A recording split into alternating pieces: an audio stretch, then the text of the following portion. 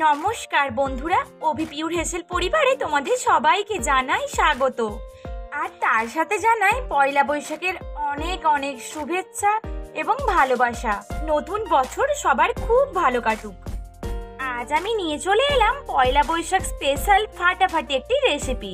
একেবারে নতুনত্ব একটি রেসিপি, কিন্তু স্বাদ হয় অসাধারণ। এই রেসিপিটি তোমরা কোথাও পাবে না, তাই আমি তোমাদেরকে পুরো ভিডিওটা দেখার জন্য অনুরোধ করলাম। এই বিশাল সাইজের গলদা চিংড়ি দিয়েই আজকের রেসিপি বানিয়ে নেব। তাহলে চলো শুরু করা যাক। দেখো, এখানে আমি সমস্ত কিছু কেটে নিয়েছি। তাই দুটি বড় সাইজের পেঁয়াজ কুচি কুচি করে কেটে নিয়েছি, আর নিয়েছি 5 কোয়া রসুন আর সামান্য আদা, আর একটা বড় সাইজের পেঁয়াজ কুচি কুচি করে কেটেছি। এটা আমি বেরেস্তা বানাবো। আর একটা বাটিতে দেখো আমি কিছু চিনেবাদাম ভিজিয়ে রেখেছি। পরে যাতে এই বাদামের খোসাটা সহজেই উঠে যায়, এই জন্যই আগে থেকে ভিজিয়ে রেখেছি। চলো এবার তাহলে গলদা চিংড়িটা কেটে নেওয়া যাক। দেখো বন্ধুরা, আমি পুরোটাই এখানে দেখিয়েছি আমি গলদা চিংড়িটা কিভাবে কেটে নিয়েছি বা কিভাবে পরিষ্কার করেছি। তোমাদেরও দেখিয়ে দিচ্ছি, তোমরা দেখে নাও। আমি আর এখন কোনো কথা বলছি না।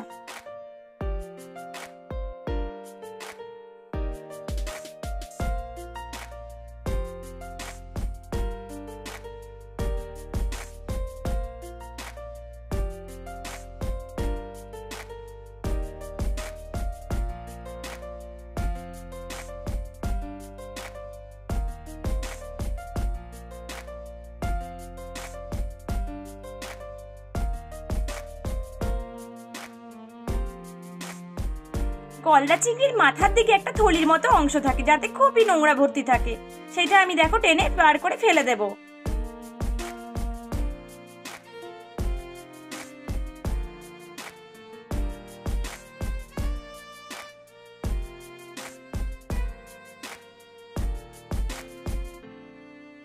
এরপর চিংড়ির মাছ বরাবর আমি এইভাবে বটি দিয়ে কেটে নিলাম। আমার মনে হয় এই প্রসেসগুলো বটিতে করাই ভালো, কারণ ছুরি দিয়ে করলে কিন্তু অনেকটাই হাত কেটে যাওয়ার রিস্ক থেকে থাকে। চিংড়ির মাঝখানে একটা সরু সুতোর মতো অংশ থাকে, যার মধ্যে কিনা নোংরা থাকে। সেই অংশটা আমি বাদ দিয়ে দেব। এবার দেখো, গলদা চিংড়ির এই অংশটা কিন্তু আমি এইভাবে টুকরো টুকরো করে নেব।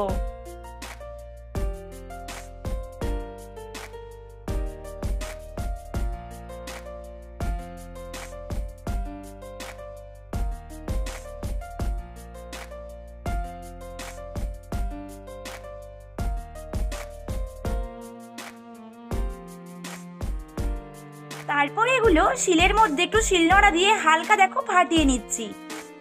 তাহলে এর মধ্যে থাকা মাংসলো অংশটা বেরিয়ে আসবে। এই অংশটা কিন্তু কখনো ভুল করে ফেলে দিও না।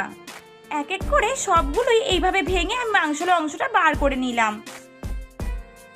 এবার চিংড়ির মধ্যে দিয়ে দিলাম 1 চামচ হলুদ গুঁড়ো আর 1 চামচ লবণ। খুব ভালো করে এগুলো মাখিয়ে নিলাম।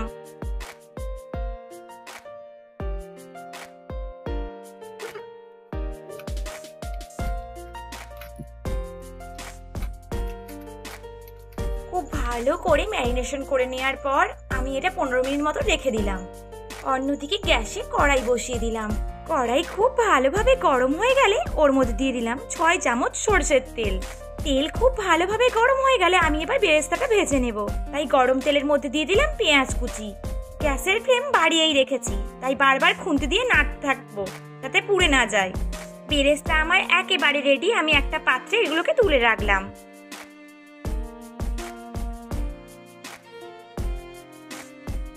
কড়াইয়ের ওই তেলেই দিয়ে দিলাম গলদা চিংড়িগুলো।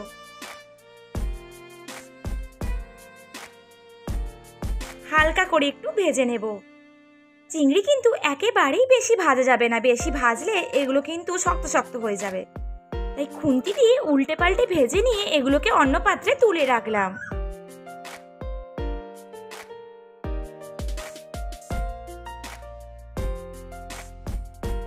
গলদা চিংড়ি ভেজে তুলে নেওয়ার পর ওই তেলেই দিয়ে দিলাম কুচিয়ে রাখা পেঁয়াজ। গ্যাসের ফ্লেম মিডিয়ামে করে পেঁয়াজগুলো হালকা ভেজে নেব। 1.5 মিনিট পর আমি এর মধ্যে দিয়ে দিলাম 1 চামচ রসুন বাটা, 1 চামচ আদা বাটা। খুন্তি দিয়ে সব একসাথে নেড়ে নিয়ে এর মধ্যে দিয়ে দিলাম টমেটো কুচি। মশলাটা খুব ভালোভাবে কষিয়ে নেওয়ার জন্য এর মধ্যে দিয়ে দিলাম 1 গ্লাস জল। দিয়ে দিলাম 1 চামচ কাশ্মীরি লঙ্কার গুঁড়ো আর 1 চামচ লাল লঙ্কার গুঁড়ো। তোমরা যেমন পরিমাণ ঝাল খাও সেই পরিমাণ লঙ্কার গুঁড়ো দিও। সব একসাথে ভালোভাবে মিশিয়ে এর ওপর একটা ঢাকনা দিয়ে দিলাম। গ্যাসের ফ্লেম একটু বাড়িয়ে দিয়েছি।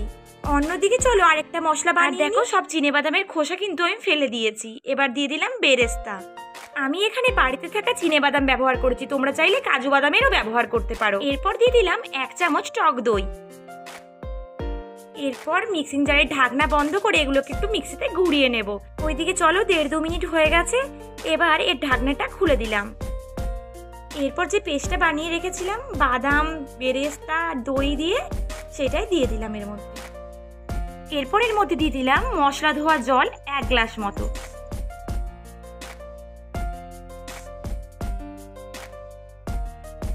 গ্যাসের ফ্লেম মিডিয়ামে করা আছে। খুন্তি দিয়ে সব একসাথে ভালোভাবে নেড়ে নিয়ে এর উপর আবার একটা ঢাকনা দিয়ে দিলাম। চিংড়ি দেওয়ার পর কিন্তু এগুলো আর খুব বেশি সময় ধরে রান্না করা যাবে না, তাই আমি এই মশলাটা আগেই ভালো করে কষিয়ে নিচ্ছি। 2 মিনিট পর ঢাকনাটা খুলে নিলাম। দেখো এগুলো একটু ফুটে উঠলেই আমি এর মধ্যে চিংড়িগুলো দিয়ে দিলাম। এরপর এর মধ্যে দিয়ে দিলাম 1 চামচ হলুদ গুঁড়ো আর বড় চামচের 1 চামচ লবণ। এরপর এর মধ্যে দিয়ে দিলাম হাফ গ্লাসের থেকে একটু বেশি জল। গরম জল ব্যবহার করার কোনো প্রয়োজন নেই।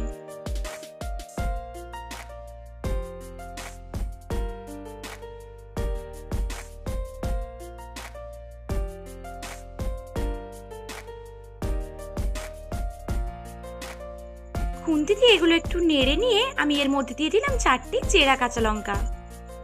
এই কাঁচা লঙ্কা দেওয়ার ফলে এটার স্বাদ আর গন্ধ অপূর্ব সুন্দর হয়ে যাবে, তাই লো ফ্লেমে এগুলোকে একটু ফুটিয়ে নিলাম।